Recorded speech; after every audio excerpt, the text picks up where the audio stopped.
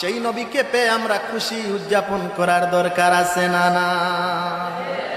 তোরা দেখে যা আমেনা মায়ের কোলে, তোরা দেখে যা মায়ের কোলে, মধু পূর্ণিমার শ্বেতা চাঁদ দুলে, যেন উষার কোলে রাঙা রবি দুলে। তোরা দেখে যা আমেনা মায়ের কোলে, তোরা দেখে যা।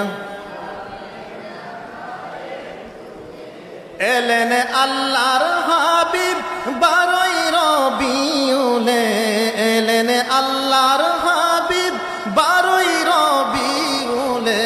তোরা দেখে যা আমেনা মায়ের কোলে, তোরা দেখে যা আমেনা মায়ের কোলে। এই গজলটি যিনি লিখেছেন তিনি হচ্ছেন বাংলাদেশের জাতীয় কবি কাজী নজরুল ইসলাম। তিনি কয়েকবার ম্যাট্রিক পরীক্ষার মধ্যে ফেল করলেন। কি জন্য ফেল করলেন সেটা বলার বিষয় আমার উদ্দেশ্য না। ওনার কবিতা, ওনার লিখনী মাস্টার ডিগ্রি পর্যন্ত পড়ানো হয়। তো কাজী নজরুল ইসলাম ম্যাট্রিক পর্যন্ত লেখাপড়া করে তিনি আল্লাহর রসুলের মিলাদুন নবী খুঁজে পেলেন।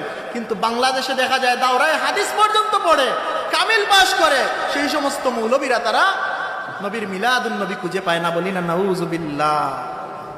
আপনি তাদেরকে হাজারো দলিল দেন, কুরআন থেকে দেখান, হাদিস থেকে দেখান, তারপরেও তারা মানবে না, কারণ তাদের দিলটা বাঁকা। আল্লাহর রসুলকে তারা ভালোবাসে না, আল্লাহর রসুলের আদব তাদের মধ্যে নাই, আল্লাহর রসুলের প্রকৃত মহব্বত তাদের মধ্যে নাই। তারা রাসূলুল্লাহ সাল্লাল্লাহু আলাইহি সাল্লামের মহব্বতের দোহাই দিয়ে আমাদেরকে অনেক কিছু বোঝায়, কিন্তু প্রকৃতপক্ষে তাদের অন্তরের মধ্যে রাসূলুল্লাহর মহব্বত নাই। বলি না ঠিক কি না?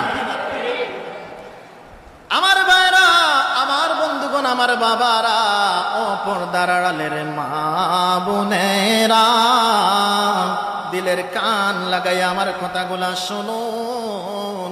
শুধু আমার নবী নয়, আমার নবীর সাহাবায়ে কেরামও কিন্তু মিলাদুন নবী পালন করেছে।